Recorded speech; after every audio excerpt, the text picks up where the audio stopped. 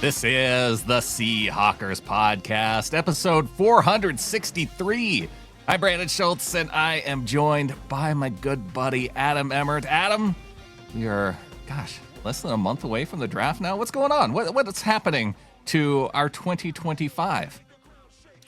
All sorts of things in one of the more perplexing off seasons that I think we've been involved in a minute. But then I say that, and then I think, well, Russ was jettisoned a couple seasons ago, and then Pete, and so it's been a lot the last few off seasons. But this one is one that I think confuses me the most. And so we just had free agency more or less wrap up. There's going to be more signings around the league and all that, but like the big ones, the ones that move the needle. And then we've got, like you said, the draft coming up in about 3 weeks here, which is super exciting. And you had a great idea to maybe check in now that the free agency stuff is kind of settled and really go through it. Time to process it. I don't know how you're feeling about all of it, but I'm confused. I don't know if I'd say I'm confused. I would say that I'm very much dialed in on this being a major change based on, you brought it up, Russ being traded, Pete leaving. I don't know if I put it necessarily in the Pete leaving category because, I don't know, to me that just felt like it was time. I know it was a little early for you, but we had kind of run our course with Pete Carroll, and so it wasn't jarring. And this offseason, it almost seems a little bit jarring. And so I wanted to throw this out to you, throw it out to the listeners too. We've done 2 shows over the course of these 463 episodes where we've called it a Hawkpocalypse, like where the franchise has changed so drastically to where it just feels like something major has occurred. And the first time was very obvious because it was when the Legion of Boom, essentially everybody within that, Sherman was released along with Deshaun Shedd, Byron Maxwell, Jeremy Lane. Kam Chancellor retired that offseason. Cliff Averill retired that offseason. Michael Bennett was traded. Like the only guy that stuck around through that survived through that offseason was Earl Thomas and Bobby Wagner.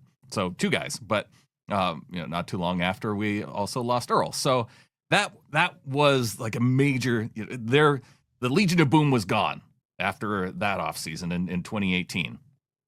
Then in 2022, it was kind of that other shift because it was Pete kind of reinventing the offense with Russell Wilson leaving. Bobby Wagner was Russell Wilson traded. Bobby Wagner released, like 2 pillars within the organization since 2012. And so that felt like a major shift.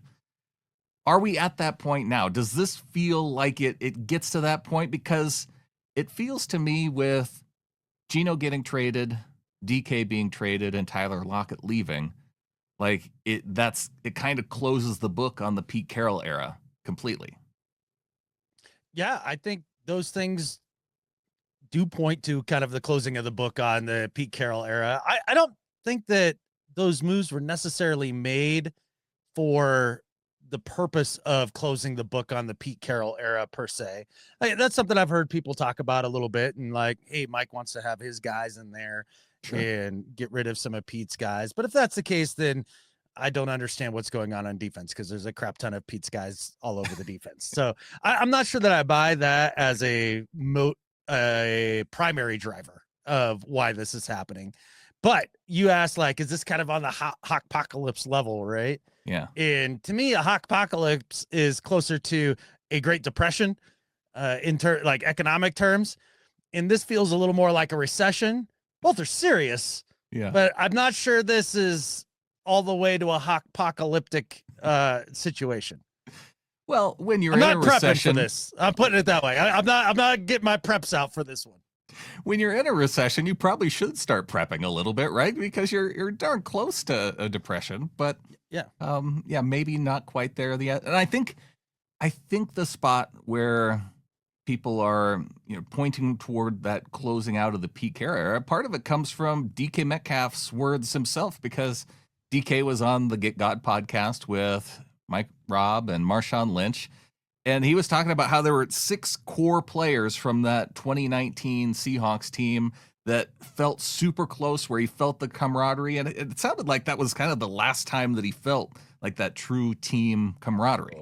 We felt it throughout the whole season. So Locke been there since 2019, since my rookie year. And since 2019, it was me, him, Geno, and Jay Reed. Those were the only 4. Well, and Mike Dixon and J-Ma. But we were the only 6 people left from that 2019 team. The team that beat the 49ers, or the team that felt actually that real camaraderie in the building. Yeah. And now when you start switching out OCs and switching out head coaches, you start getting different messages from what you're used to. Like, we didn't go in there screaming, always compete anymore, or, you know, the Pete messages were gone. Completely gone. So now it's just 6 outsiders. And so if DK was feeling like more of that outsider type mentality all throughout the season, and the way that the clip started, they were talking about Tyler Lockett and his departure, and he was saying how it really felt like you could feel that coming throughout the season. And I think as fans, we kind of knew that too, just even based on the cap numbers, right? That it was really unlikely that Tyler was going to then make it into this season. Yeah, it definitely seemed like the writing was on the wall, just financially speaking. But I think what DK was speaking to earlier about the parting of ways with Lockett, and then maybe feeling a little bit like an outsider, I think really revolves around an important part of the conversation that happened. I don't know if it was earlier or later in the pod, where he's speaking about Ryan Grubb and him taking input from the players and then taking it in, crumpling it into a ball, throwing it into the trash can, lighting the trash can on fire, and then burying it in the backyard. Like, he clearly didn't seem to care at all what the guys on the field who have years and years and years more experience than he does in the league, and just didn't care to take that into account. And, you know, DK talked about going to Grubb with different things, and that was one of the reasons why he got on the phone with him during the game and was like, we got to run past the sticks, rah, rah, rah. But the way that also Grubb froze Lockett out of the offense to a large degree, and just started to, well, okay, the number's high, we're probably going to get rid of you. Well, I'm also going to freeze you out of the offense as well. And I imagine all that would make somebody like DK, and anybody who'd been there for a good long time, feel like an outsider. Because I imagine the guys on defense that have been there since Pete Carroll, like Jay Reed. Let's take Jay Reed. Yeah. I would guess, since he just re-signed, that he doesn't feel like an outsider. So that to me suggests that that was more of an offensive thing for the team, and maybe a little more Grubb related than, say, Coach Mike related, but that's throwing spaghetti at the wall a little bit too. There is a little bit of that. You know, I feel like I take a lot of heat for defending DK Metcalf a lot. And so that clip that you mentioned, and I'll play a little portion of it, but it was right after that discussion where he talked about, you know, how he and Tyler would work on game plan stuff, and he'd send it up to Grubb, and he felt really good that week about, you know, what they had put together, because he did have so much knowledge of this particular defensive back that he was going up on. And at the time, I think as Seahawks fans, we see that sideline blow up thing, and it's like, oh, there goes DK just you know, getting upset about not getting the ball, you know, because he's such a diva.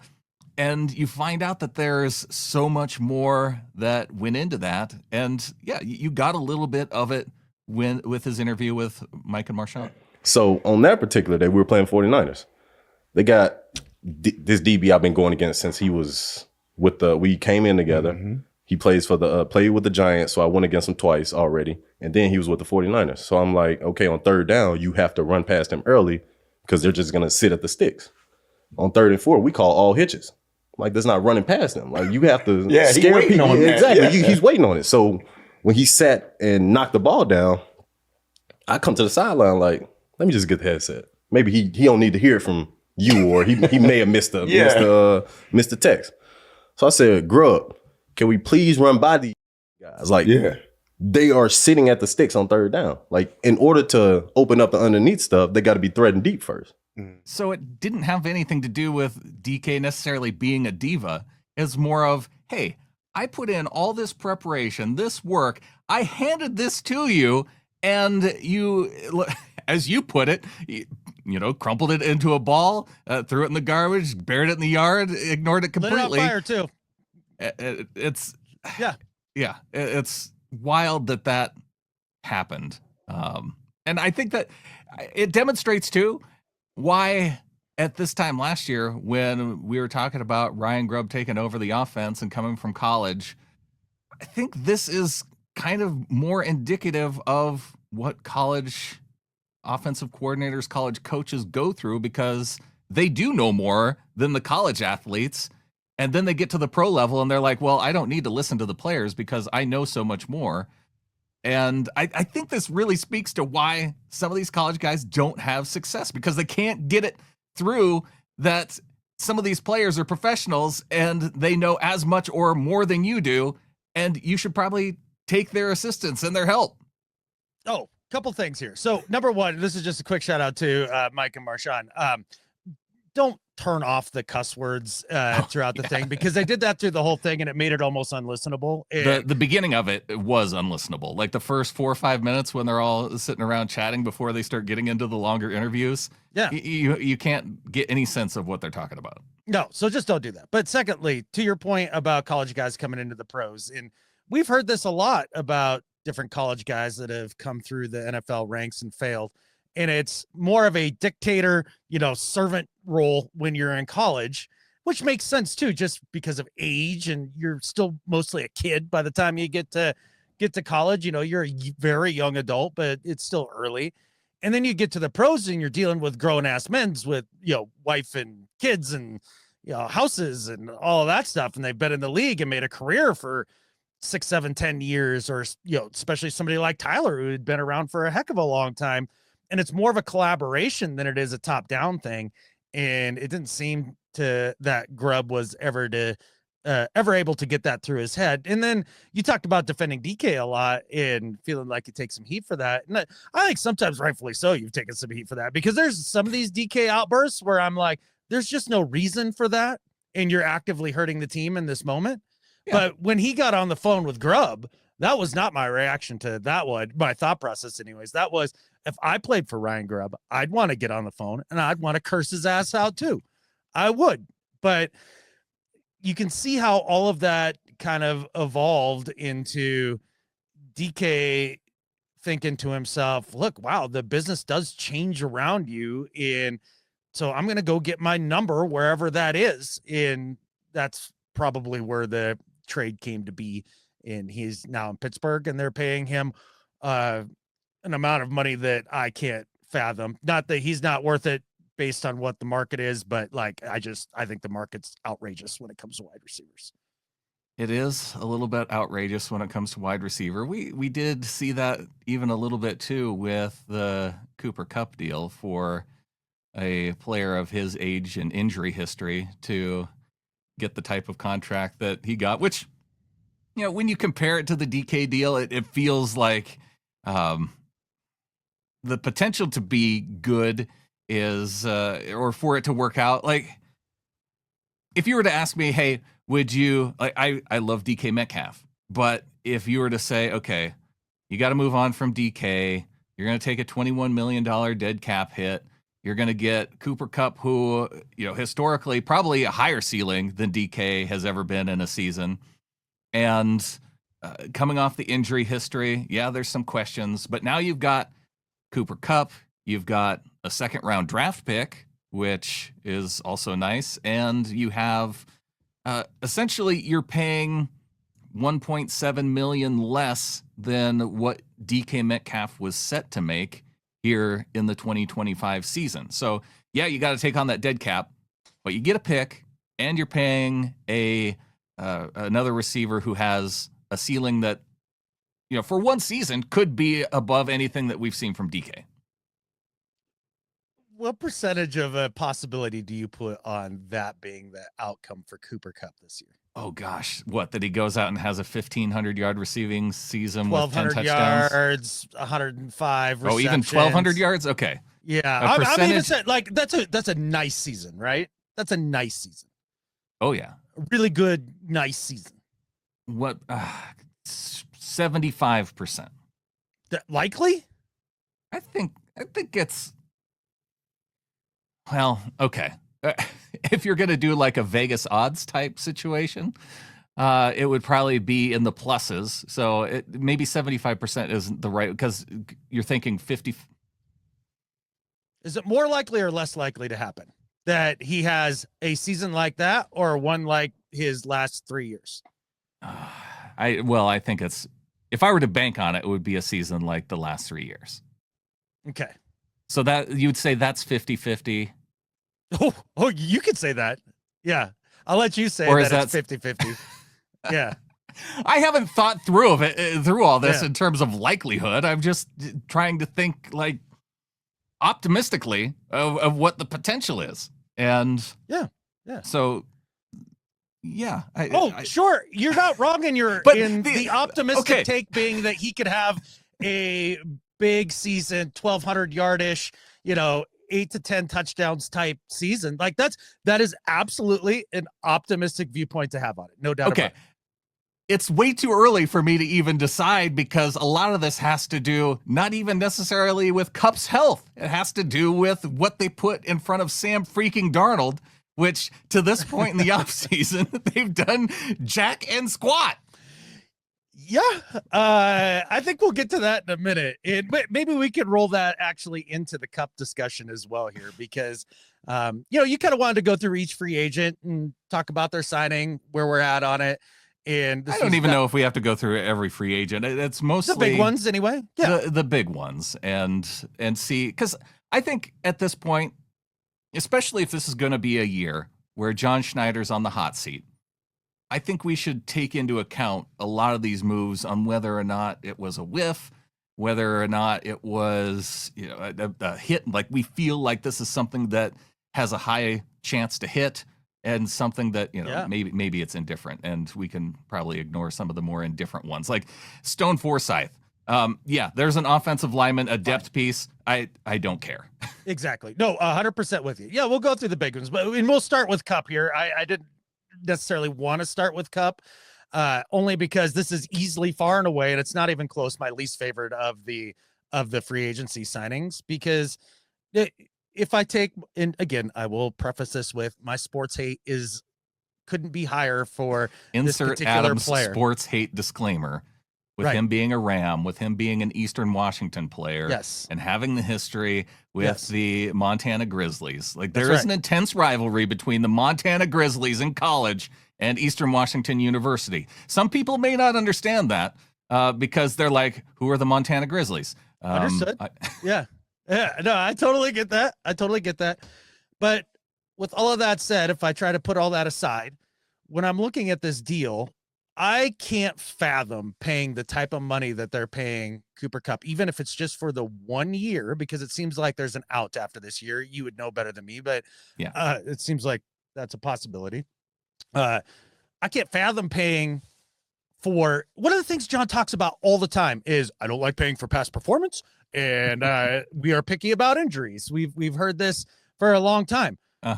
Then what is this contract? This is, a guy who's been injured for 3 straight years and has had one amazing year and then some very good years before that. But then the last 3 years have been like JSN rookie year type numbers, which, again, those are cool, but it's not $15 million cool. You can get that sort of production out of MVS level type receivers for a quarter of the cost. To me, what this signing was John looking around at the guards and saying, yep, sticking to my guns on not paying a dime to guards, because even one filthy dime is an overpay. So not going to do that. So what I'm going to do then is, the fans are going to be really mad about that, which we can get to that in a little bit too, because I think it's funny, John's latest interview. Fans are going to be mad about that. So let me go get the home state guy, used to be a superstar, a legend for the other team. You think Cooper Kupp's a PR hire? He's a PR hire, man. Like, I just don't understand this signing in the sense of tough, reliable, and smart, right? He's a smart dude. When he plays, he's reliable, but and I'm not questioning his toughness. It's just sometimes your body just doesn't cooperate, and his ankle hasn't cooperated in 3 years. And so to pay this kind of money to make him a staple in your offense that you are counting on in a way, like that doesn't make any sense to me whatsoever in terms of getting an aging player.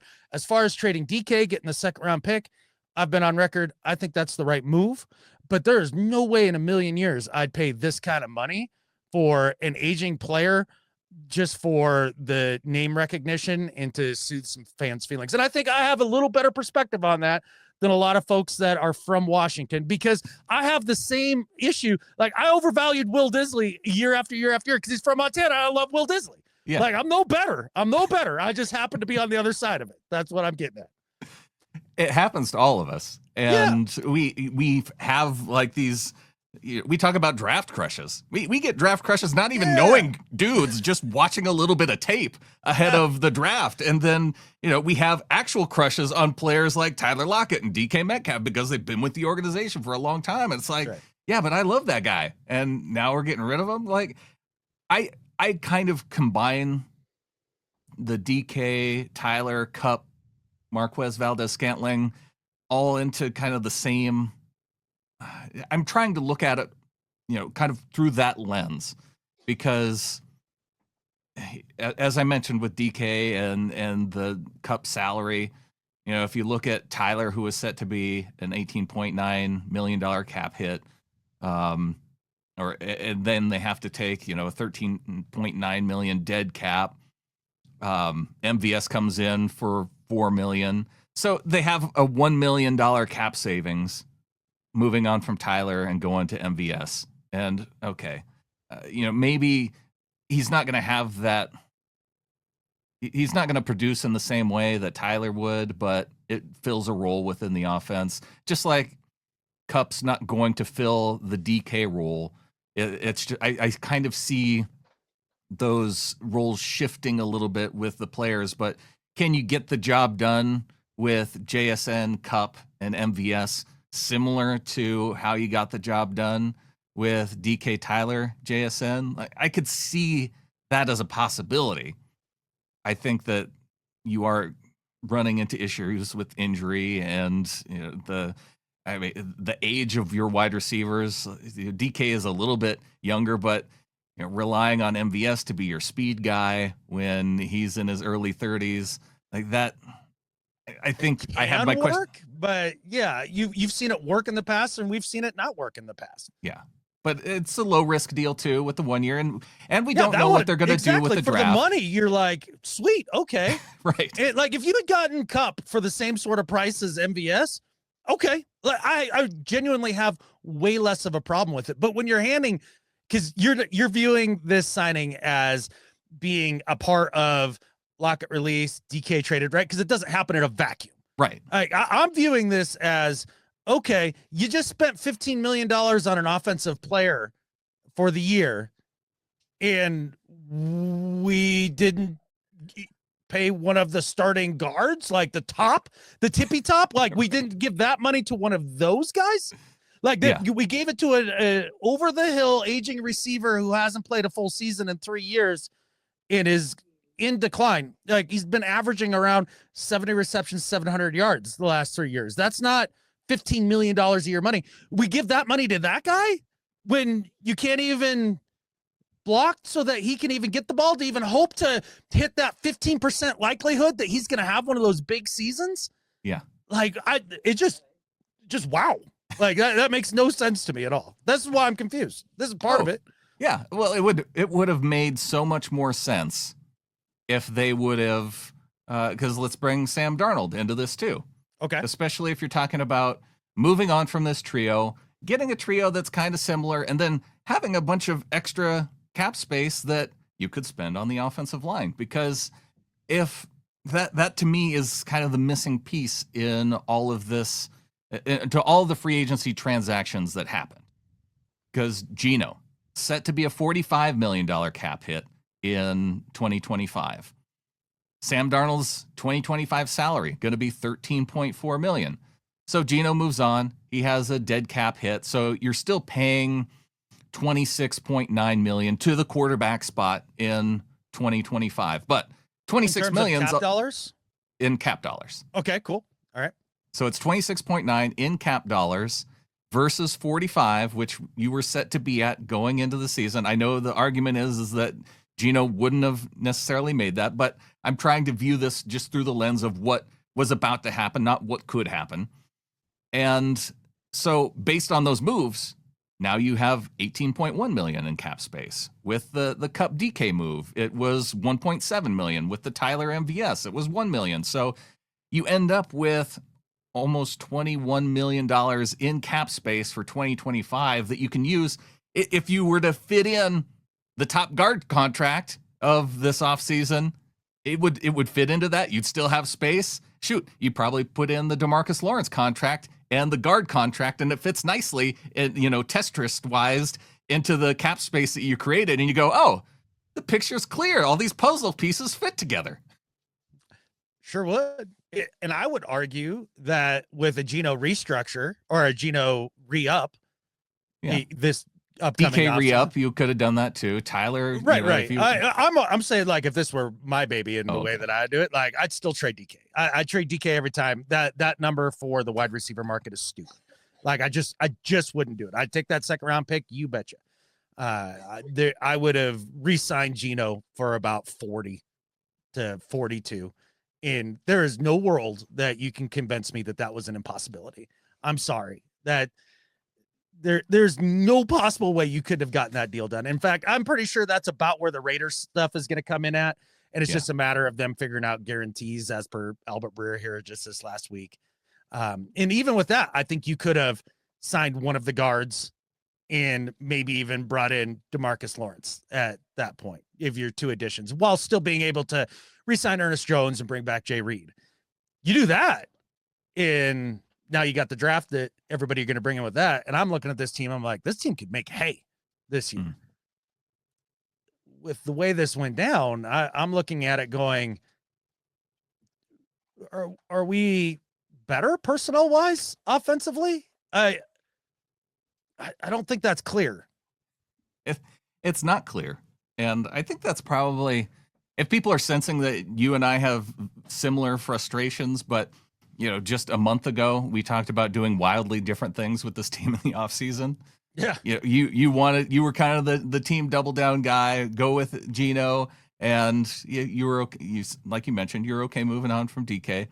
I was like, hey, if you're going to, move on from people, you move on from Geno, you get younger, and maybe you kind of stink a little bit this year.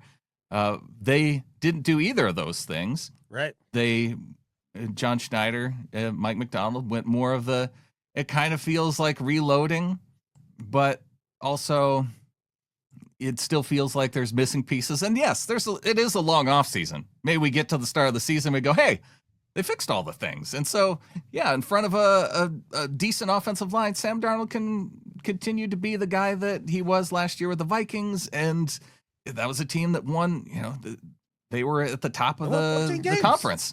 Yeah. It won 14 games. It was a nice year for Sam Darnold. It was a nice 1 year in the Goldilocks zone for quarterbacks for Sam Darnold. Like that's what happened. To me, I take that versus Geno, who I've seen for 3 years, like melt down inside the red zone, even in times where his offensive line seemed pretty good. And he's like, oh, I'll just throw it to the dude on the other team. Are you trying to rewrite the entire narrative of what Geno Smith is and what he is not? Did he have problem with red zone picks? Yes, he's had a pretty he hasn't been a stellar red zone player in his 3 years in Seattle. Not stellar, but this is the first year that we're looking at. I said, oh, the red zone picks. That's where it's been. It's been the 1 year behind the worst offensive line in football. And we just watched Patrick Mahomes. What happens when he gets bum rushed? It looks awful.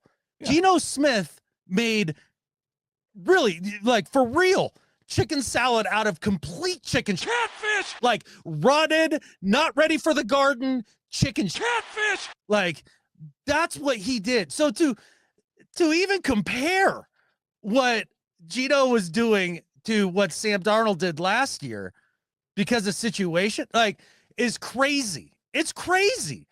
They're not even close to the same situations. And we've seen what Sam Darnold looks like when it's not right around him. We saw it with the Jets for a number of years. We saw it with the Panthers. And then we saw he couldn't beat out noodle arm Brock Purdy in San Francisco, who I don't even know if they're going to pay, which is probably the right move. I kind of hope they pay him. But at the end of the day, I look at this trade-off. Okay, so how much did you save on the cap this year, Darnold, to what Geno after his cap hit will be after he re-signs with the Raiders? What is it going to be, 10 million, roughly, somewhere in there? Oh, if you're thinking of what Geno's cap hit's going to be, well, it's cap hit. It's a weird way to measure it because.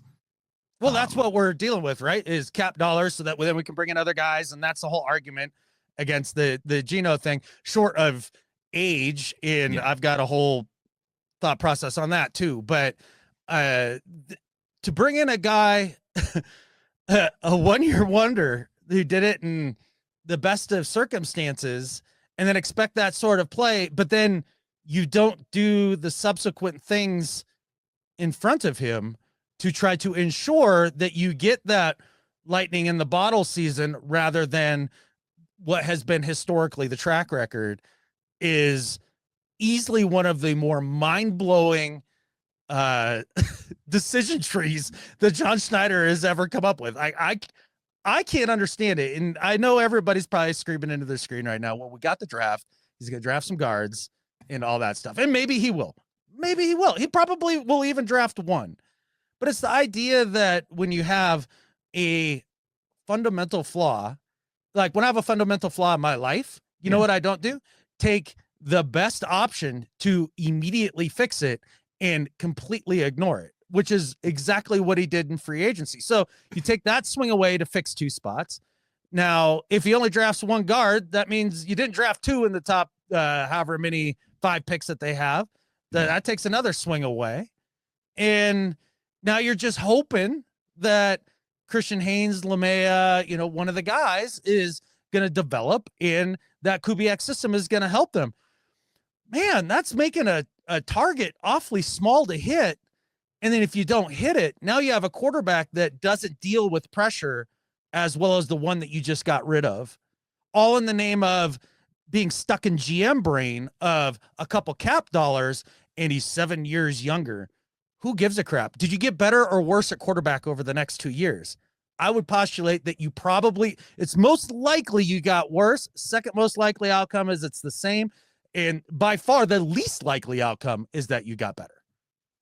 I would say that there's potential for being better long-term with the age situation. How long is long-term in the league?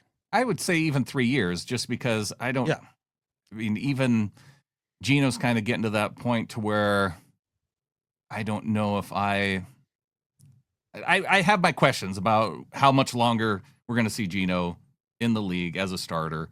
Like we most likely, to me, we got the best years out of Geno that we'll see in his career. For most quarterbacks, I ordinarily would agree with you, but because of Geno's journey and the fact that he didn't have the wear and tear that a guy that usually when he gets to this point in his career, like say even Alex Smith, right? Who was up and down, benched and starting and all that, and then gets to the Chiefs and plays a ton. And then, finally ends up in Washington, has the leg break, all that. Like, yes, those guys tend to break down right around 36, 37, 38. We haven't seen a whiff of that with Geno Smith. And not only that, but he hasn't had the wear and tear piling up on his body. So I would be way more willing to take a risk on this particular player because of his particular situation than most guys, like say Kirk Cousins, when they gave him the big deal. Like that was kind of like, wow, even coming off a big injury, let's say he hadn't been injured, that's still a guy that I'm like, man, he's played a lot of football, taking a lot of hits. It's funny because it really does depend on the moves as to how much latitude and leeway I'll give John Schneider as general manager, because after moving on from Russ, I was pretty hurt at that Russ move. Yep. And then we saw that play out. And it played out really well. It's like, oh, they moved on from Russ at the right time. Like that, Yeah. they did. They did. They nailed that. Yeah, give them all the credit in the world, right? And so now with Geno, it's like, well, they knew when to move on from Russ. Maybe they're seeing some of those similar aspects with Geno, and it's time to move on from him too. And okay, I could kind of get behind that a little bit. But then I look at I'm completely with you with the guard stuff, because it's like, okay, well, they didn't get Fries. And yeah, that sucks. Okay. That it happens because that was the best option in free agency. The Vikings willing to give him a 2-year deal, 2-year guaranteed deal, which is something that the Seahawks don't do. I don't hear enough people talking about that, by the way, as that being the sticking point as to why the Seahawks missed out on Fries at guard. I think that, yes, there's all those rumors about, Jody Allen and selling the team. And there's, he wouldn't come in for a physical, so John Schneider wouldn't do that. If I'm going to pick the most likely option of all of those things, it was because the Vikings were willing to give Will Fries 2 years guaranteed, something that John Schneider doesn't do. And so he's like, well, that's a deal breaker. We're not gonna give a guy 2 years, especially if he's not coming in for a physical. But I think it was more the contract than the actual physical part of it. So after all these years, my guard stuff is kind of in the toilet with John. Yeah. He would have to take a physical to come in to sign the contract, right? I think so. I don't. Well, that's the part that confuses me about the whole, well, he wouldn't take a physical. Like, well, okay, so you say, yeah, we'll do the deal. And then he comes in, he fails a physical, then you can look at him and be like, hey, not going to do the deal. I don't understand why that was such a sticking point. And then, so you're saying it's the 2 years guaranteed. Then I've also heard that it was the idea of the 5-year contract. Like years was a problem. I don't know. I don't know. Right. Whatever it is, it was a 5-year deal overall, ultimately, but it was, if you look at the contract structure, it was a 2-year, $35 million contract. Right. And yeah, so whether it was Fries or Macari, that one fries me quite a bit. Baltimore guy, good player, still in his late 20s, and you couldn't get in on that deal. Really? Well, he didn't even. The thing that blows me away are the two guys who actually came to Seattle. Lucas Patrick, who was, not a great. He could have been a Laken Tomlinson level player, which again, it's not an upgrade. But it's unacceptable, correct? Like, we've all decided that level of play is unacceptable. The Tomlinson level is unacceptable. I think it would have been better than the Tomlinson level, but maybe marginally. Okay. Hey, again. He signed for like $2 million to go play in Cleveland. To Cincinnati.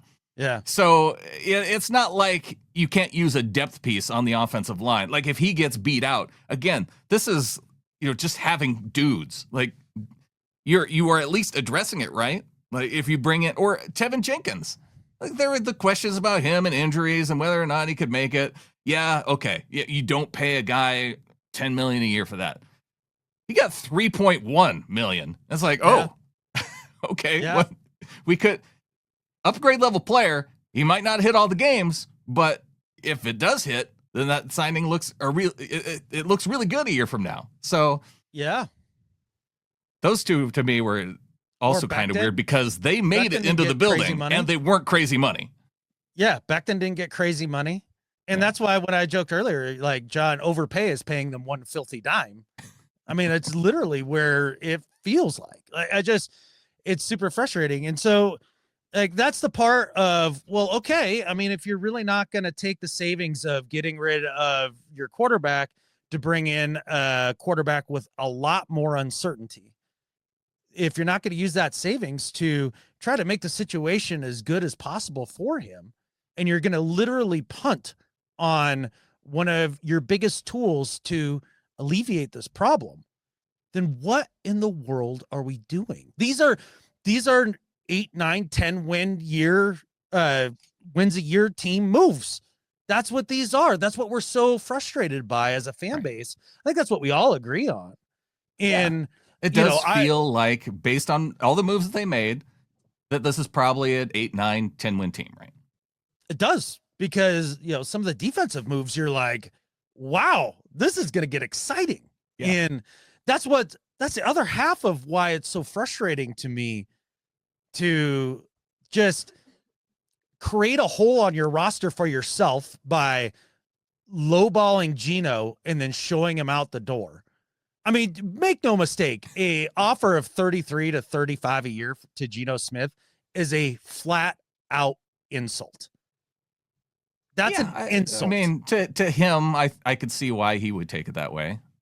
Oh, I think anybody who's played at his level and taken team-friendly deals for the first part of his career here in Seattle, and it's time for him to get his last pick, that would be an absolute insult. But I don't have a problem with that for John Schneider, because $33 million for Geno, I think, then makes your roster competitive to that level to where I think you can upgrade. I said even back in January, if you're not going to upgrade it, then what's the point? Well, so then keep the quarterback that can at least function in that chaos and dysfunction, rather than bringing in a guy who has not performed well under chaos and dysfunction. Yeah, I'm having trouble placing the Sam Darnold thing too into all this, as far as it being an improvement. I'll be rooting for him. Oh, I'll be rooting for him too. Yeah. And I think if we're looking 2 to 3 years out, then maybe there is that potential that it could be a tough year, struggling wise if the offensive line doesn't improve, because now we're counting on players in the draft and we're counting on coaching as the way that the offensive line improves. That's right. Which those are ways to improve the offensive line. It's just, it's a little bit less likely than going out and getting someone who is a proven upgrade. Like, it's not going to happen at this point unless there's a trade. But John Schneider seems very out on the potential that trades actually happen for reasonally. He whiffed. If we're talking about places where John Schneider whiffed this offseason, that possible trade for Joe Thuney, big whiff by him. Big whiff by him. And you talk about, so now the only recourse for fixing the problem here is the draft, and then development and coaching. And if you did look league wide, you would say, yes, it's less likely than likely that that's going to come through. But then you take the track record of this organization and John Schneider and his draft picks and the coaching and everything, trying to solve this problem through only one tool. And it's failed over and over and over again. And the few times that they have hit, they've let him walk out the door. Cue up your Dame Lou rant anytime you'd like. And that's just one example of many. And it's even less likely that you're going to figure it out by doing that. When you're a GM and you have a clear blind spot or a clear hole in your game of getting into your offensive lineman, like at some point you got to be like, hey, why don't I go out and I have to, quote, overpay at the cheapest position in football a little bit to go and get one of the guys that somebody else has identified, drafted, developed, and gotten them to a point to where they can be functional to Band-Aid that part. And that is not desperation. That is not desperation. That is understanding your strengths and weaknesses as a leader. And like when I've run businesses in the past, paperwork, minutia, all that crap, terrible. Big picture, getting people on the same page and driving things forward, great.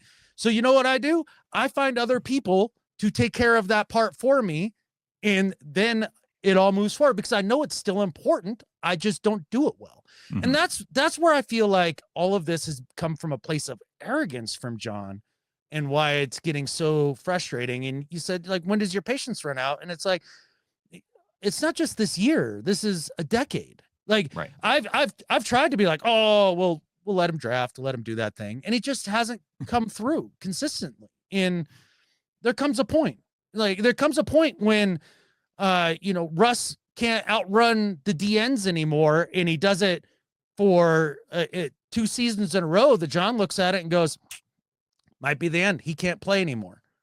Like, that's where we're getting here with John Schneider. And it's tough. And it's tough because there's a clear path going forward to be hyper competitive this next year. And I would have honestly been way happier if they didn't go that way. to have gone the way that you would have liked and really just go after tearing it down. The picture becomes a whole lot more clear, right? If you bring in Gardner Minshew instead of Sam Darnold. Correct. Because then 100%. it's like, oh, well, you know, those guys are going to compete he's going to compete with the other Sam. It's going to be Gardner or Sam. And then this year's going to be kind of tough, but there's a potential upside on the other end of it that looks a whole lot brighter than winning, 9 or 10 games and then drafting in the same spot that you do every year. Exactly. And especially this year, quarterbacks as well in the draft, starting to go through them about halfway through. And, there's one clear-cut number one type or first round type quarterback, not a clear-cut number one at all, but a clear first round quarterback. And then there's a bunch of guys that, depending on things that you value, you look at and you go, maybe, but you're betting on a likelihood again, that is so small. But look, maybe the Sam Darnold signing will be brilliant. Like if you were just looking at it in a vacuum and you were like, let's say you were the Raiders, right? And they had brought in Sam Darnold for the contract that the Seahawks got him for. Yeah. If I was a Raider fan, I'd be pretty stoked about it. Like, well, that's a clear upgrade. That's not a crazy contract. We can give it a try for 2 years and see what happens when the quarterback draft class is good the following year and go from there. But in our case, we had a top 15 to 10 quarterback in this league, which is really difficult to come by. And you intentionally threw that away. I'm so done with the narrative that this was a Geno problem, him not being here. This is 1000% a John Schneider. I don't think it was a Geno problem. I think it was, you had the opportunity to get a 3rd round pick. He's kind of getting toward that latter part of his career to where I wasn't thinking that he was going to help us win a chip. So would I take a 3rd round pick? Okay. Sure. Our attitudes about my attitude about Geno is very similar to your DK attitude. I hear you. I think Geno proved in bad situations that if you could his first 2 years, he didn't have a defense to back him up and a poor offensive line. He had a defense for half of the year this year and a terrible offensive line and got the Seahawks to the playoffs 2 out of those 3 years. And what are we talking about? If I could have put Geno Smith on the Vikings last year just to see what would have happened with that team, that would have been fun. It would have been fun. That's part of my frustration is, with some simple moves, we could have seen the equivalent of that here in Seattle this year. And it was all completely doable. Well, they had to get the offensive coordinator part right, and they couldn't do that for 2 straight offensive coordinators. Oh, are you talking with Waldron and with Grubb? Okay. I am more excited about Kubiak than either of those two guys at the time of the hiring. Slightly more than Waldron and leagues more than I was about Ryan Grubb. Sure. Like that was a disaster from a mile away. If you couldn't see it, I don't know what to tell you. I feel like we should get some grace from listeners and that we did see it coming and we tried to warn you. Yeah. What's funny too is like this is the time of year where I think like all of the listeners, all of us 12s, I think this is where we have the biggest differences of opinion and where things are the gnarliest right about this time of year as we're trying to move forward because we do all want the same thing. It's a little like politics, right? We all want the same thing. Yeah. We want our team to be awesome. Yeah. We want the country to be great. Cool. And then we all have massive disagreements about how to go about it. And that's where we're at on a lot of this. And, we kind of went through some of the offensive stuff, but man alive, Brandon. And this is why I'm so confused. Yeah. It's a tale of two sides of the ball, offense and defense. It's a tale of two cities. You talk to me about what's going on defense, and I couldn't be more geeked out about it. I've made a list of where John Schneider whiffed and where he really hit. And almost my entire list for the hits is defense, because I look at Jaron Reed re-signing to a team-friendly deal, like a huge hit for John Schneider. Re-signing Ernest Jones, huge, massive hit. Plus, all the pluses that had to happen, and so for so many reasons. Yes. Also, a team-friendly deal, and then you add more strength to that defensive line. Well, one, bringing back Uchenna Nwosu, who love the player. He's had injury issues. They found a way for him to take a pay cut. Guys don't normally do that. They're usually like, see ya, I'll go get paid somewhere else. If you're going to cut me. He wants to stick around. He wants to, and so they got him under a pay cut, and they brought in DeMarcus Lawrence, who, again, if I'm going to trust moves, it's not necessarily a John Schneider move, but if I look at the history with Mike Macdonald and having some of these career years from aging veteran players, the fit with DeMarcus Lawrence and the Mike Macdonald defense, and you compile that, and you're telling me, okay, we're going to have a load on the defensive line, Adam. Yeah. How many of these dudes have had prior 10+ sack seasons? It's at least 5. Yeah. And then you have the young Byron Murphy, who, we're a little bit disappointed with his first year, but kind of playing out of position for what I think that we're going to see from him moving forward. And all these guys together, that's a pretty scary looking defensive line. I feel like this is the most fun group. It's a super fun group. They are light by a true nose tackle that they can plug in for the Hankins.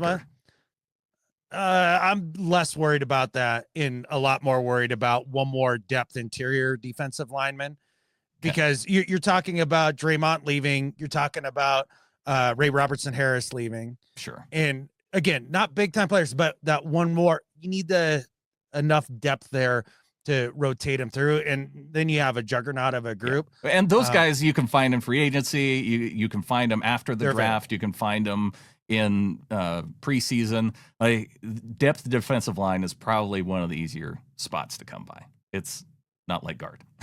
Not quite like guard. No. And so, yes, I feel good about it. And I hear some folks with their concerns with DeMarcus Lawrence in the injury last year, and it was a Liz Frank injury, right? That's a fracture in your foot of some kind, best I can tell. It sucks. It seems like the comeback rate is pretty decent, though. And a lot of people lamenting, well, you're paying this guy who had this injury and still excited about the Kupp deal. And I'm looking at the Kupp deal and the Lawrence deal and betting on a guy with injuries. And there's one that's way less risky than the other. It's clear as day. And then, well, let's talk about that, because yes, it's 3 years of straight ankle injuries for Kupp. It's 1 year with a foot injury for Lawrence. Right. And the 1 year, fully guaranteed, is it 6 to 8 million? Yeah. Versus 18. Yeah. So, oh no, I guess DeMarcus is 13 million fully. No, that's part due to injury though. So yeah. Anyway, yeah, it's like a third of the contract amount. And here's the important part about betting on players with injury. And I brought it up with Kupp earlier, where you're paying this guy to be a linchpin, to be the starter, to be the dude opposite JSN. And you're banking on him being able to put together a relatively full season and be that guy. With DeMarcus Lawrence, you're not betting for that from him. What you're betting on with him is you're going to take a ascending Boye Mafia. I know the sack numbers are down, but it continues to grow as a player. An ascending Derek Hall, and now in Nwosu coming back on the better deal. And now you're adding a guy who can go from really good to great, take that group from there. Like that's when you want to bet on that veteran putting it together for one season or two. And that's what I love about this deal, because if you can take that pass rush up another notch, then this Mike Macdonald defense is going to be filthy, and it's going to be so much fun to watch. Yeah. The one area where I'd also draw a little bit of comparison that we didn't really talk about with Kupp is the experience factor. I think it helps, one, that they know DeMarcus Lawrence based on Adam Dirty being the defensive coordinator down there, or defensive line coach down in Dallas. So he's very familiar with him. and then having him in that room with young guys like Mafe and Hall. I think that the Kupp part, if I were to, gosh, it's hard to put an amount of money on experience and knowledge and that side of it for me. But when I listen to Cooper talk about how he sees the offense and how he sounds more like an offensive coordinator than we ever heard from Ryan Grubb, just the way that he talks about how he sees offensive football. And I think how valuable that part of it is to have a guy like that then in the receiver room with JSN coming up. And then I think about, if he could just, pass that knowledge on to, our offensive coordinator who actually listens to his receivers, then, hey, if we get 2 wins over the Rams, then pay Kupp $18 million a year. I'm super fine with it's not my money. I'll pay $9 million a win over the Rams every single day. Okay, you might be able to sell me on it just with that one thing if you can guarantee me 2 wins over the stupid Rams. But at the end of the day, how much do you have to pay Tyler Lockett to come back with his experience and his teaching and his steadiness? How much do you have to pay? Do you have to pay him a Cooper Kupp type contract? No. Well, see, and that's where the MVS and you don't win Super Bowls off of how many great mentors you have on the team. No. The one that hurts me a little bit to compare it is Tyler being here and the MVS, like $1 million. Like, we could have kept Tyler for his final season. Okay, that's not great, but he's going to have similar production to MVS. And you're paying the same amount of money based on Tyler's dead cap hit, what he would have made this year. I mean, again, it's not my money. I'd pay $1 million of Jody's money for Tyler to stick around this year and have him instead of MVS. Like, that'd be okay to me. The projected contract number for Tyler Lockett this year, free agency, is somewhere around $5 to $6 million a year. Yeah. No, and that's the difference in what he was set to make versus what MVS made. That's why the $19 million cap hit, it looks gross, but when you look at trying to fill that role with somebody else and that production, like, it didn't really matter to me. Yeah. Anyway. Yeah. But getting off track of the defense, and we're excited about the defense. It's gonna be so fun to watch, and I can't wait to watch Mike take Ernest Jones for a full season, have him be his tip of the spear, the guy that really does help implement this our defense to the level that we all want to see it at. That's why that's such a gigantic character, playmaking ability, age, what he means to this system. By far the best signing this offseason is Ernest Jones. It is especially for the dollar. Ooh, by far the best. Yeah, that's probably the case. I was a little bit. I had my concerns about linebacker going into free agency because I thought contracts would get kind of crazy. But I feel like this year, value-wise, especially when you see what some of the other guys got paid, I think the Jamie Sherwood deal for the Jets, probably an overpay. I wouldn't have been super excited about that. But, the Chiefs getting Nick Bolton for what they got, Seahawks getting, Ernest Jones for what they got, that it feels good. It does feel good. And they even got Josh Joe said back that in a really creepy way, by the way. Yeah, it does feel good. No, bringing Josh Joe. I'm looking up something that I want to come back to while you were talking and processing the next thing I wanted to say, which is bringing Josh Joe back along as well to be that third corner. I think that's a huge move. I'm really excited about the secondary. Okay move, yeah, for especially again the contract size. That's what I'm saying. It's wild to me that we were able to get Joe back for slightly more than what the 49ers paid Trey Brown. Yeah. Yeah. And like a $300,000 difference. It's crazy. And I watched football last year, and I'm even a homer who likes Trey Brown. And that's wild to me that it was essentially the same contract. Josh Jobe better at football right now than Trey Brown playing? I don't. It didn't come out of my mouth, but I'm not going to disagree with you. Right. So, yeah, you put that secondary again with Ernest Jones and then Tyrese Knight's ascension last year in more time with Mike, who's a linebacker specialist. Those guys could be filthy. And especially with all the big bodies out in front of them, getting the job done.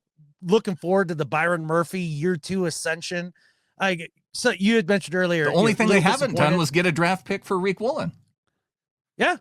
And they could go that direction yet too, for all I know. But at the end of the day, the defense is loaded and is going to be a lot of fun, especially if they go and address defensive tackle or specifically nose tackle in the draft. And that's certainly a possibility. It could be a possibility at 18 even. You think that they could go nose at 18? They say that Michigan kid's awful good, that Grant. Oh, well, Kenneth Grant, yeah. Gosh, I've seen him all over the place as far as where he could end up getting drafted. It is a little bit helpful, though, that Grant ran way slower than, because he was one of the guys that he was getting interviewed by Bootleg Football when we were sitting at the bar down at Shrine Bowl. Right. And he was telling them that he was going to run like a 4.8 or 4.9. He did his pro day, and I think it ended up being 5.1. So, I don't know if I don't know. Following some of this draft stuff, like, is the guy good or not good? Is for a defensive tackle who's 320 plus pounds running a 4.9 versus a 5.1, is it that big of a deal? Not to me. Now, do you know what Jalen Carter's 40-yard dash was? No clue. Exactly. Yep, exactly. One more thing on the Kupp thing. This is what I was looking up, and we were talking about, the experience and then production and the money and all of that. Last year, there was a player with 49, so basically 50 receptions, 600 yards on the dot. And then last year, there was a player with 67 receptions and 710 yards. And one of those players is currently unemployed and could be employed for a third of the price of the other one. Yeah. And is it Tyler Lockett? Tyler Lockett. And that's in a terrible year where Grubb didn't listen to him and froze his ass out. I'm confident that Tyler can still go out there and give you at least those numbers. And those are not all that dissimilar to, and that's been Kupp for the last 3 years. Yeah. Like, he's been right around there. So I just don't understand it. I just don't understand it. I'm confused, Brandon. I hear you. It's still a little bit confusing. Hopefully, as the off season wears on, we it starts to become a little bit more clear. I hope so. Now, I mean, that's kind of the big free agents there that we've talked about. I do want to talk more about the draft coming up at some point, because I want to put on your radar. I want to put on your radar that I want us to come up with our dream case scenario in the draft and our worst case nightmare scenario for the first round pick. Okay. Yeah. Yeah. Why don't we talk a little bit about that after the break? Oh, okay. Do you have it ready? I have worst case. Okay. Yes. Well, we can start there. Okay. All right. We'll be right back.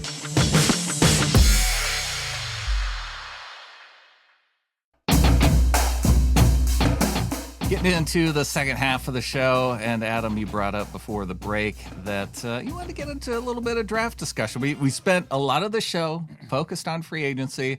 There's people that I've found out this offseason more than any offseason that we all kind of get into our subgroups of cap, draft, just some of the analytics stuff that is, because I think in the offseason we all have time to focus on.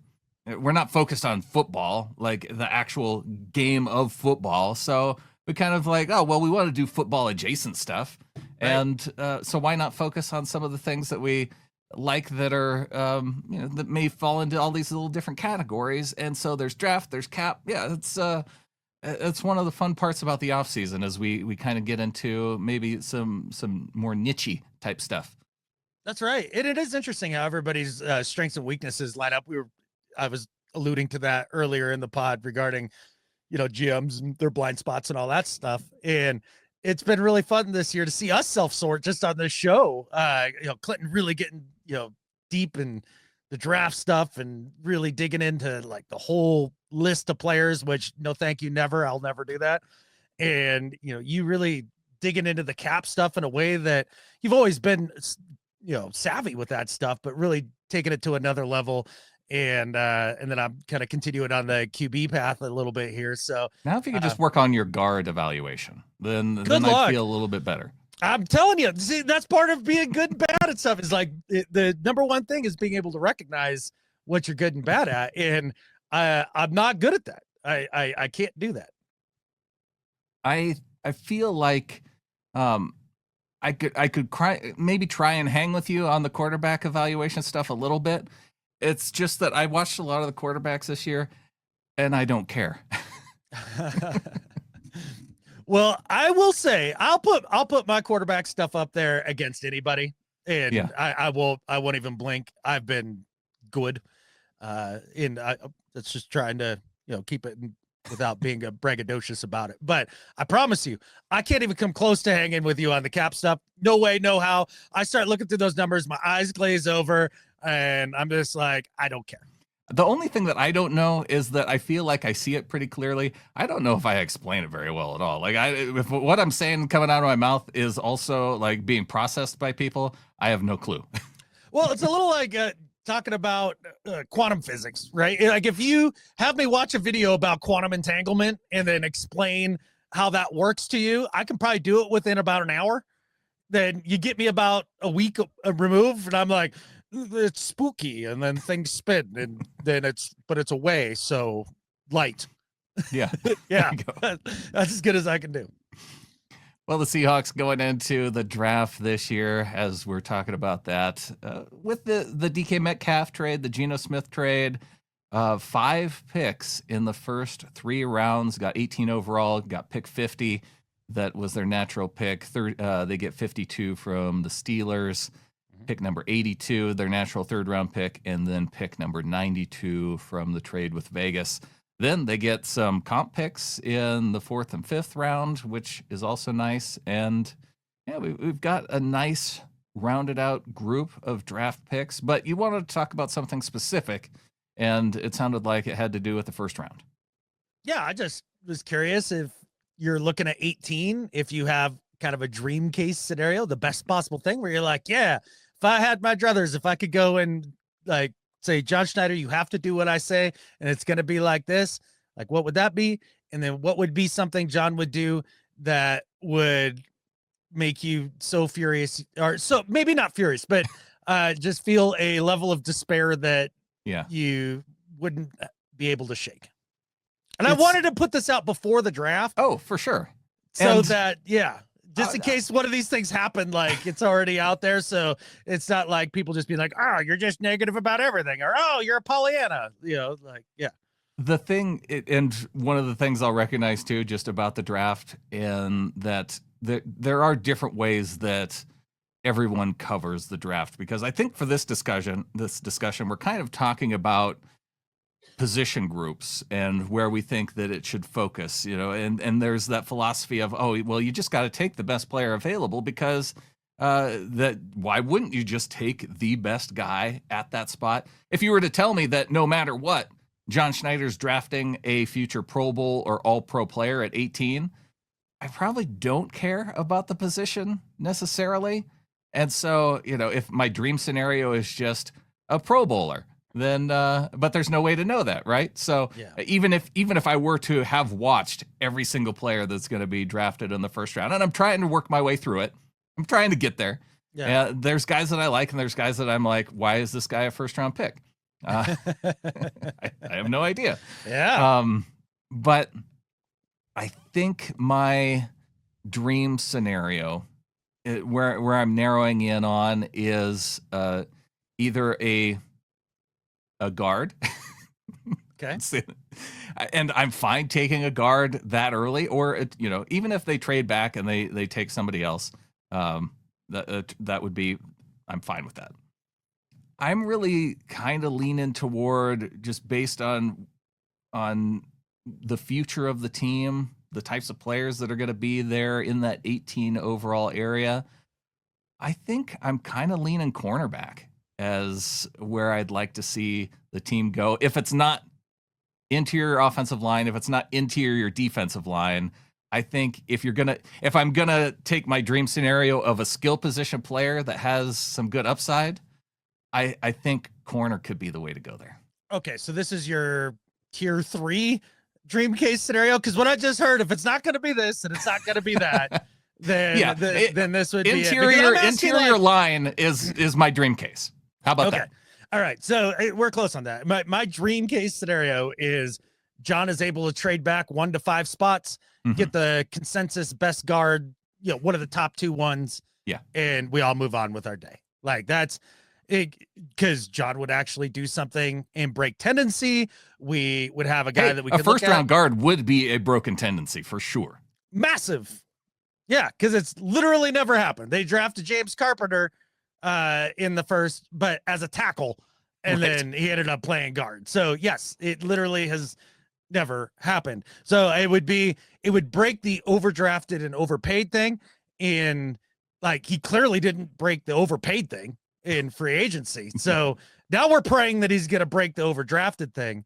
And I have a little faith in that, only because, Brandon, listen to his last show with the John Schneider show with Bob and Wyman.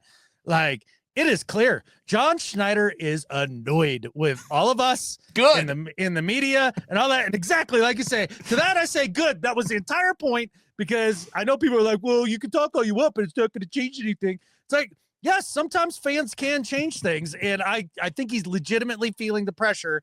And it's a lot different than what I was hearing before. Like, oh, I empathize. It'll be that's placating stuff. This was like, all right, I freaking hear you. I'm over it. So I have some hope. We have hope for now until he does it. And then it doesn't even have to be at 18. Oh no. Like you said, trade back. And because I think that would be a great scenario too, right? If you can trade back in the first round, you maybe pick up another 3rd or a 4th. And a meat and potatoes draft, right? Yeah. And a meat and potatoes draft, then you can use that on safety. I mean, it doesn't matter. There's needs all throughout the team where you could use some depth, but there is a clear weakness point. And I know people say, when you draft for need, you get yourself in trouble. We're kind of past that point. Yeah. Drafting BPA has gotten us to a point where we are in trouble at a core position group on our line. So it cuts both ways. And that's why I think anybody who's just like, it's always BPA or it's always need is living in crazy town. Like, for example, there could be some weird scenario, right, where all the guys who are projected to be guard, who are legitimately good, maybe they're all off the board by the time the Seahawks pick. Like, maybe that's the case. Fair. And then you're looking and going, well, shoot, now the next best guard isn't until the 3rd round. Yeah, then you don't want to overdraft. Thank you. Yes, exactly. That there's a line to the whole thing. And then also as well, you hear in this draft that the legit number 1 or legit first round talent type guys are 13 deep, something like that. Yeah. Or whatever it is. It's a smaller number than usual. I want to say usual somewhere around like 15 to 20, and it's lesser. So at 18, like, supposedly there's not going to be a bunch of regular first round dudes available. So yeah, getting a little extra out of that would be cool. So we talked about the dream scenario. What is your worst case nightmare fuel? This happens. You for a change might be the one who yells at the screen and points fingers at John Schneider instead of me. What would that be? Nightmare scenario, a running back not named Ashton Genty. Okay. All right. I can get on board with that. Like, that would be, because you had mentioned quarter, and I was like, oh God, no, not another perimeter player. Like, we don't need that. Like, that was those all the perimeter skill guys. Like, if like wide receiver, no, all the way down. Okay, and that's why I rank some of this too, because it would be offensive line, defensive line, and then if those the good players are expired within those 2 areas, then corner is where I go first. Okay. And then I probably, God, if all of the good ones were gone, which that's probably not going to be the case, then I guess if you went wide receiver at that point, no, tight end. Tight end would be my number one after interior guys. Yeah. And I can, because it's O-line adjacent. It's wide receiver adjacent. I feel like you can get tight ends in the 3rd and 4th round all the time. Like they're fine. I think good tight ends are harder to find than good receivers late in the draft. Yeah. Okay. And so maybe I should adjust to what I was talking about too. Like any Pro Bowl, all pro caliber player is the number one in the tier. Yeah. So running back, and that's the thing 18. about tight end is usually in that 18 area. Sometimes those guys are still there. It happens. Right. Okay. And that's a fair worst case scenario. Okay. So worst case, would be running back. Running back. That wouldn't keep me up at night because we are going to be running the football and you're behind what? This is the worst case, right? Yeah.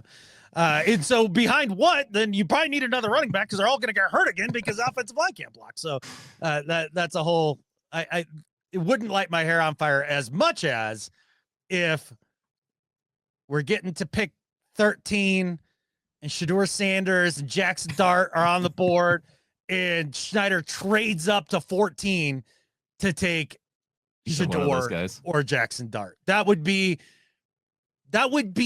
walk off the set. I'm calling for John's head at that point. Yeah. They aren't there. I'd be fine with either of those guys if they're still there in the 2nd round at pick number 50. Negative. Not even close. Then I wouldn't be excited about it, but I'd be okay with it. Let me ask you this question. Would you spend a 2nd round pick, knowing what you know now, on Kenny Pickett? Not knowing what I know now. No, but because you know what that player is, right? Would you spend a 2nd round choice on him?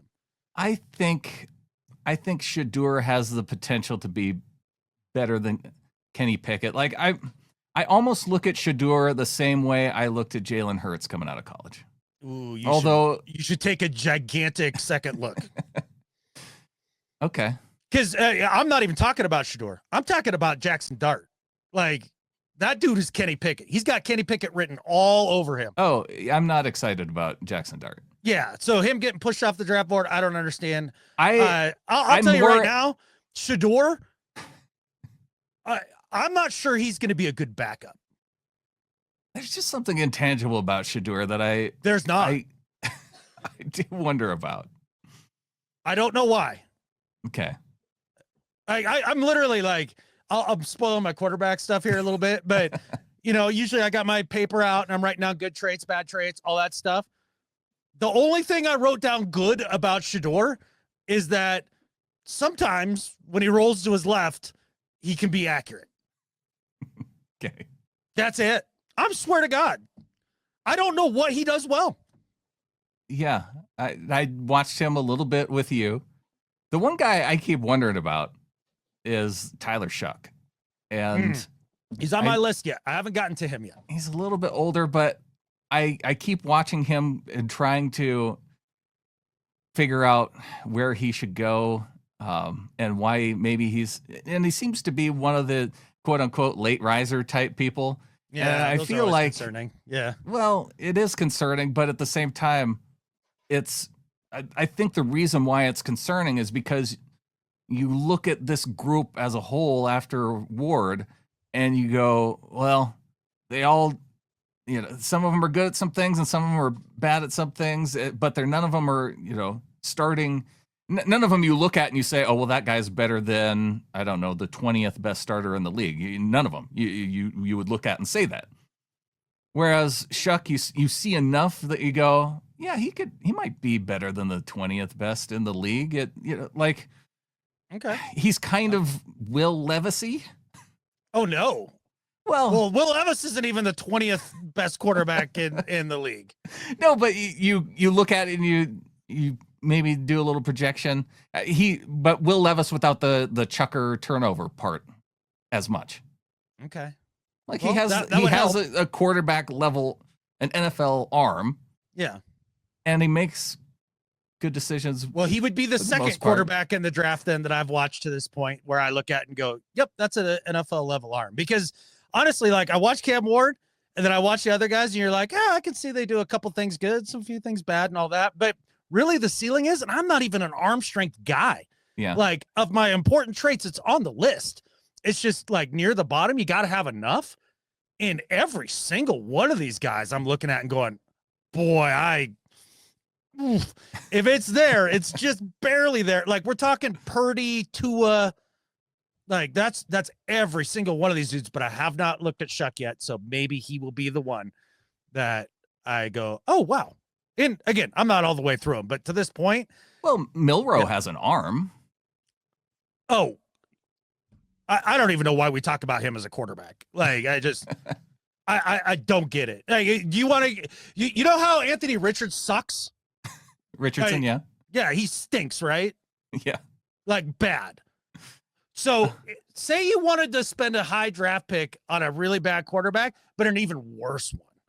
Like that's what you do if you're picking Jalen Milrow. Oh yeah, I'm not talking first round. I'm talking any round, dude. Like, well, if dude you're can't talking, play. if you're talking about a dude that could come in and you could run Wildcat with a little bit, like he could throw a pass better than DJ Dallas. Yeah. Okay. I just don't know. Why are we drafting Tim Tebow? Not us, but like any team. Like what? Oh, Because well, I think if you're drafting a quarterback that could potentially convert to either tight end or fullback, then there you go. Then Yeah. maybe you're talking a little bit. There you're talking about. We're talking about getting more involved with a fullback, having a Taysom Hill type player on the team. He might be able to do that. See, that Yeah. might be the 4th round type of pick. You could sell me if he's the H-back, Swiss Army knife guy, but like as a future franchise quarterback or even a future 20 or above starter in the league, absolutely not. It will never happen. Yeah. That's why I'm kind of punting on this year with quarterback. My interest level is kind of low. It's hard. Last year was fun. Oh, last year was a dream. Yeah. All right. But that's why my nightmare scenario Your nightmare scenario is worrying. You're worried about a general manager trading up and picking a quarterback when he hasn't even drafted a quarterback higher than the 7th round. Like that seems like a very strange and specific nightmare. Doesn't that seem like a very strange and off the wall move that could be coming? Like, I don't know, jettisoning a really good quarterback for like no reason, just because you want to cheapskate the guy. Like how many different times has John Schneider made a pick or a move where the entire league goes, wait, what? Like that. But yeah. For Is the it most really part, outside the wheelhouse? John Schneider has not moved on from a player who's then gone somewhere and we went, wow, we made a massive mistake letting that guy go. That has happened relatively infrequently. In terms of guy currently on the roster and then going somewhere else? Yeah. Or are you talking like draft this or that? No. Okay. The actually having a guy on the team and letting him go somewhere else. Oh, okay. Yeah, for the most part. I mean, you're not wrong. So that part, the draft part, if I'm going to say the most likely nightmare scenario possible for Schneider would be drafting a receiver at 18. Which is my second least favorite idea of all of them. Yeah. Like we're fine at receiver. You might as well draft a running back at that point. I might actually be, no, I would take receiver over running back if I'm ranking it out. I mean, you could, I guess. I don't think that's the future of football, but for my bottom 3 least favorite position groups, yeah. if we were to stay with 18, taking quarterback out of it because I'm not even. I know that's why I had to put it out there because you just. I said running back. Above that would be probably wide receiver, and then above that would be safety. Those would be my bottom 3 least favorite position groups. In first round, yeah, I'm going with you on wide receiver. I'm definitely with you on safety. Linebacker would be in there for me. I mean, we don't have to put kicker and punter in there too, do we? No. It is an odd year coming up for Myers, though. So I mean, I wouldn't be sad about moving on. I mean, DK even practically moved on from both special teams guys when he talked about the core 6 players, and then he went with 4, and then he was, Jason Myers and Michael Dixon. Well, they are stepchildren, special teamers. Not stepchildren nor special teamers are our members of the flock, Adam, because they are helping to support the show. We've got our executive producers, DCH. We've got Ryan Peterson, our live YouTube executive producer. And we've got JC Schilling and the 313th.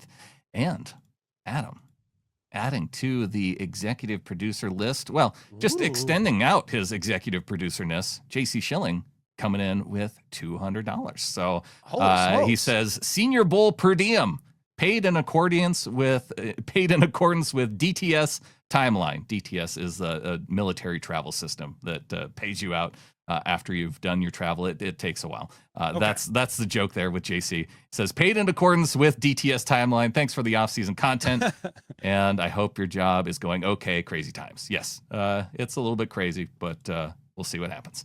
That's right. That's right. We may need everybody to get in the flock all at once, depending on what happens for our federal employee, Brandon, here. We'll see. We'll see. Mike Johns in at $3 a month. Welcome to the flock to Mike. He went to getintheflock.com. Also, welcome to the flock, or just more support coming from Randall Horner, who came in with $60 via Venmo. Says, on the first official day of free agency, I once again choose to sign the Seahawkers podcast. Go Hawks, from Randall. Hey, thank you. That's 60 guaranteed dollars too, right? I know. That's real money. I like awesome. Re-upping at free agency. That's like I'm and it boosts us too, because you're sticking with us for another year. It's the start of the new league year, and you've re-signed us for the next year. That feels good. I feel respected. Absolutely. I feel the opposite of pretty much every Seahawks legend over the past 15 years. None of them allowed to retire with the team, but maybe we can retire with you guys. Jason Bonnert coming in with $36 via Venmo at Hawkra, and saying Seahawkers half yearly membership. So Jason coming in $6 a month for the half a year. That's amazing, man. We appreciate it. It's been insane, the level of support and the amount of growth for the show for this time of year. It's really been off the charts, and it's a big time credit to you guys, all you little flockers, doing your part, man. And it's more than appreciated. Yeah. And that's not even recognizing the people that came in with super chats while we've been live on YouTube. So if you're not joining us live, youtube.com/Seahawkers podcast, a lot of times you'll see us live there. Then you'll hear the audio version through the podcast feed. It doesn't matter when you catch us, but we usually thank those people who come in live via YouTube, and then we want to thank the people who come in via getintheflock.com here on our flagship show. That's right. And if you would like more live flagship shows, email directly to the Seahawkers podcast and make it attention Brandon, and just point it all towards him. Yeah, it's all about me now. Yeah. So, sure. Okay, fine. Direct it at me. I don't care. I know. Yeah. I mean, it might as well be a guard, right? All right. We've got a couple emails, and we've got John Davison coming in, Adam. Hey, all right.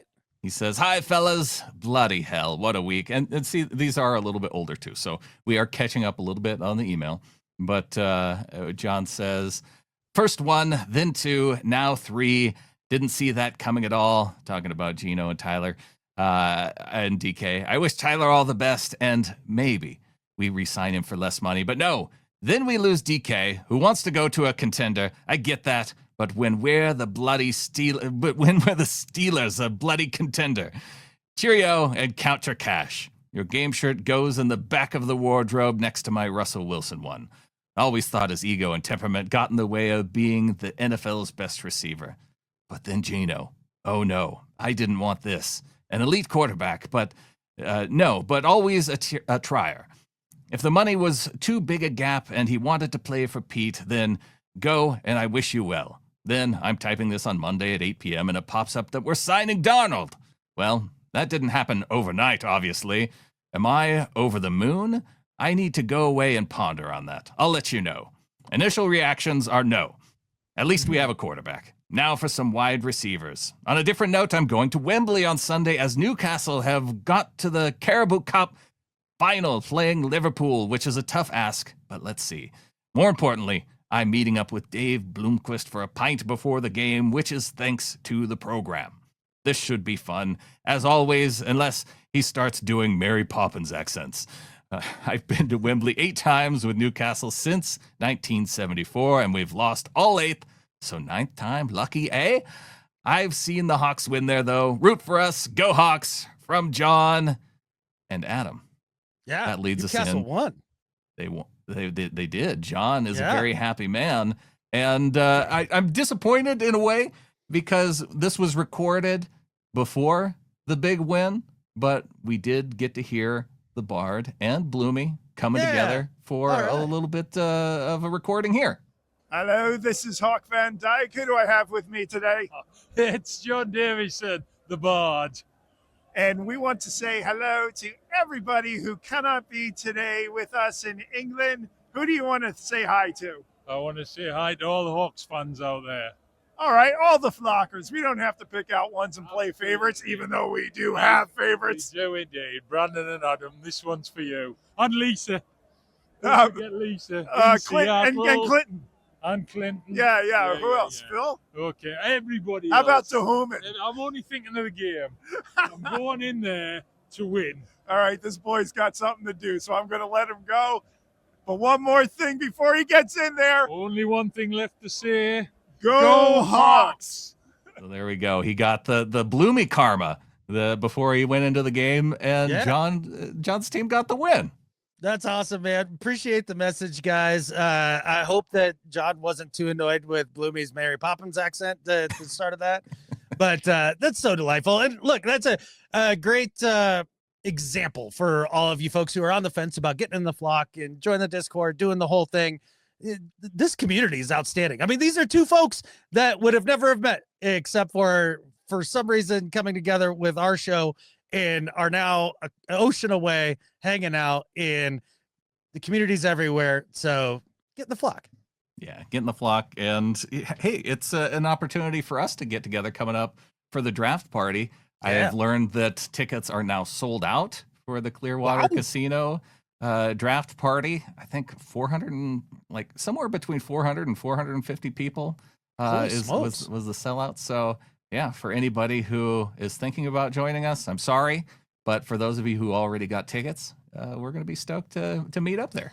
Heck yeah, no, that'll be sweet, and really looking forward to it. I know Clinton's extra fired up because he's been, like I said, neck deep in this draft stuff, and he's ready to rock. And also because he's our Flavor Flav going around just boy and handing people stickers, I'm looking forward to that. So if you get accosted by Clinton because you're simply wearing something Seahawks related, don't be surprised. It's how we do. Yeah, we need to get him a Seahawks clock to hang around his neck. Oh, that'd be epic. He'd love it too. We've got an email from Fraser Burrell. Says, hi, Brandon. I've been meaning to write in all season, but didn't get around to it. My dad, Mark, used to write in from time to time, and I'm hoping to continue his somewhat regular tradition. What better time to write in than after the Seahawks have released Tyler Lockett, traded Geno and DK, and signed, of all people, Sam Darnold and Cooper Kupp? With the time difference to the UK, it's been quite the shock to the system seeing some of these roster moves first thing in the morning. I must admit, I'm struggling slightly to see the vision that John Schneider and Mike McDonald have for the team. Darnold exactly. Darnold is by many accounts a solid player, but I do wonder if him at quarterback we are resigned to the middle seasonings we've become familiar with in recent years. Hopefully the vision they have for the team becomes clear with the many draft picks at Schneider's disposal. Over under 2.5 offensive linemen? Please let it be over. Last I heard, the chances of a Seahawks international game are quite high for the coming season. I'm keeping my fingers crossed for a Seahawks-Jags matchup in London. I'm also over in the States for a wedding in October, although I'm waiting for the schedule release before booking my flight, hoping to line it up with a pit stop in Seattle to see the Hawks play for the first time since 2015. Keep up the great work with the pod and look forward to tuning in throughout the offseason to get the latest from you and Adam. Do let me know if there is a better email to send this sort of thing to. No, Frazier, it came through just fine. And yes, the one that you had before is the one that still works. All the best and go Hawks from Frazier. There you go, Hawks, Frazier. That's really cool coming out here this next year. And yeah, I hope that works out where he gets to do a little pit stop there in Seattle. I wonder where he's headed. But October, beautiful time of year to be out here. That's super cool. And hey, maybe by October we'll have all seen the vision, Brandon. Maybe it all comes together, but right now I feel like if we hit the over on offensive linemen of 2.5, then I could be fairly confident in saying, well, at least there's they're putting eggs in the okay. Well, 2 within the first 5 picks, and then if they go over, it would be toward the back end. Okay. I will get on board on that and let it see, or wait and see how it buffs out from there. But yeah, again, confidence is low, frustration is high. We'll see how it goes. I'm looking for whatever happens though. Yeah. As soon as week 1 rolls around, like this is our team and I'm all in. Yeah, for sure. This is the time of year to criticize the team. For sure. Or, I've cycled through like every single type of fan reaction you can in the offseason. I've been the guy throughout the offseason going, hey, they're nailing everything. Like this is it. And then I've also had the years where it's like I have no idea what's going on, like the Russell Wilson offseason. And so yeah, and then there's this one is kind of 50-50 to me. I don't quite understand the offense. The defense seems amazing. And yeah, it's a ride every year off season. It is. I'm right with you, man. There's been years I've been over the moon, talking about I think we're going to the Super Bowl and all that. And then there's years where you're like, what are we even doing? And then there's years like this year where it's just like being poked in the same wound over and over and over and over again for 10 years. And I've just had it. And that's where I'm at in my fandom. Maybe all you guys have more, room in your heart and compassion and runway for John going forward. But we're in last straw territory for me. A little like watching Grubb during the Bears game last year. And, even though I wanted to give him, 2 years, like there's no way. Well, and I'm kind of, I don't know if I'm ready to say last year straw with John Schneider. Because again, I think part of it too is the partnership with him and Mike. And I do kind of worry about if you were to bring in another general manager that it would upset that somehow. And I'm so excited about what Mike McDonald can do as coach. Like I don't see him having success necessarily without interior offensive line, but there we go. Yes, that's what I was going to say. Is like the flip side of that coin is we could see this partnership broken up because he's not given the ingredients in the kitchen to take care of the offense. And then we get into year 3 and everybody's like, well, he's a great defensive coach, but he can't do anything on offense. And like, if he can't figure out the offense, then what is he even doing here? Like you can see that possibility coming down the tracks. And like, that's why it felt so urgent this year to make this happen, to set up Mike for success, to keep the partnership going, and for us to have championship seasons to come. Yeah. And we took the first opportunity to do that and punted on the opponent's 30. Like it was there. The options were there. You go for it on 4th and 1. You don't punt there. You don't punt there. Like it was a must do. And I was kind of iffy about getting into the red zone and whether or not we just throw it to the other team. But the high red zone or the middle red zone or the low red zone or the green zone or the gray zone or On to do better and better at life. All right, man. Why don't you head up do better here? All right. My do better this week is for a situation that I found myself in just on Friday this past week. I spent, Adam, a significant amount of time on Friday trying to figure out what happened to my daughter and how her Discord profile got hacked. Oh, And it was kind of a crazy thing because she comes to me, she goes, I need you to come look at something for me. And she had gotten booted out of her Discord profile on her computer and on her phone. And she started getting charged on her Cash App card, which it's like a little debit card. And then she had bought the Discord Nitro thing for so she could change her profile around. And it's not a lot of money, but her card was attached to the profile, and so whoever took over her account then just started hammering charges until there was a zero balance on the card. And there wasn't a ton in there, but it was enough to where it was like, oh, this really stinks. So I went through trying to figure out. We found out what happened is that she had somebody who was a friend of a friend. Their Discord profile got hacked, and they were saying, oh, they had the school project, that there was this game that they had been trying to work on, and so she had to click to download the game and install it and give like a review on it. Yeah. Which, she was saying in hindsight, the little tinglies that you get and saying that I shouldn't do this. It was strong and it was there for her, but she was trying to help out somebody who was friend adjacent. So understanding a little bit to that. And but still, I mean, not cool. I found out that because then they started, whoever hacked her account reached out to me and was trying to scam me the same way. And so they're like, not knowing that which way we were connected, I was stringing them out a little bit and saying, oh yeah, I'll help you out too. But then they wanted to get on a call. I wasn't having any of that. They wanted to screen share through the Discord.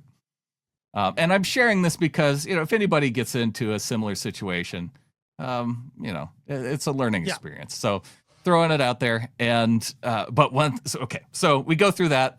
I don't think anything of it. We're trying to go through the account recovery process to get her account back, going through, trying to get all the charges reversed.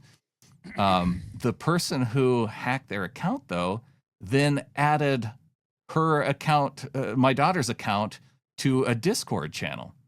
And they forgot to turn off the privacy settings. So it said that they were a moderator in this particular Discord account. Wow. Yeah. And it's not a real big Discord. So I even just through some basic Google searching, I could go and find out that it was somebody who had this Twitch stream who had an invite link to their Discord. And so I could hop into their Discord and I could see that they had changed my daughter's account to the same name and profile picture of the moderator's account in this Discord group.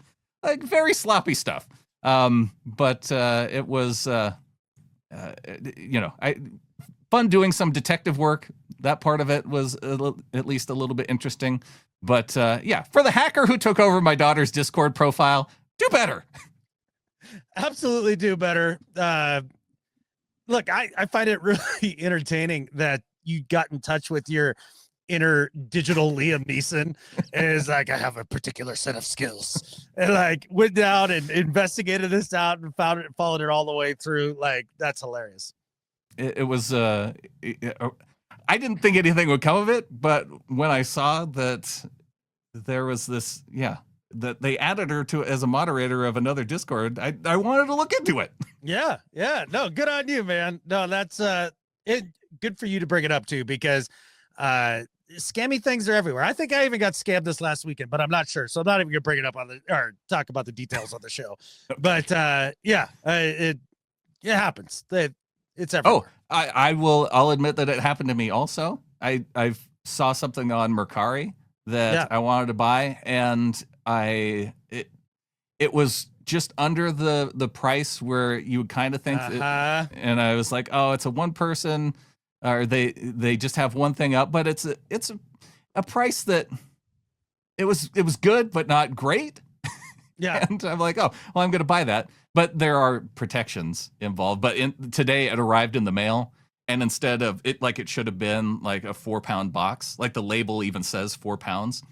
And it was like a 4-ounce envelope that just had the tracking, which, again, I don't understand what the scam is here when there's shipping protection involved. Like I can say, hey, I got this, but this is clearly not what I ordered. And everybody can see that. So, yeah, I don't know what the scam is, but I did not get what I ordered. I'm not stunned. Let's put it that way. Yeah, it's a wild world out there, and it's about to get wilder with all the AI stuff coming down the pike. So, good luck, like to everybody. I'll be hiding in my plywood box in the woods. That's what I'll be doing. Hey, but there's some good AI stuff out there. Sure. Yeah, till it's not. All right, man. My do better this week is for Bryce Lazenby. Nailed it. Yeah, of the Sporting News, and Luke Easterling of Athlon Sports. And I think they work hand in glove, and they just report on each other's stories. So the story comes from Bryce at the Sporting News, and the title says, Seahawks predicted to trade up with Bears, draft 4-time award-winning offensive lineman. And he quotes a mock draft done by Luke Easterling of Athlon Sports, where the Seahawks trade up with the Chicago Bears to pick one of the number 1 tackles on the board in Will Campbell, and then make him a guard, and everything's fixed. And Seahawks fan get their guy and all of that. Why this is my do better, Brandon, is I don't need unnecessary hope pumped into my fandom veins right now. I don't need this.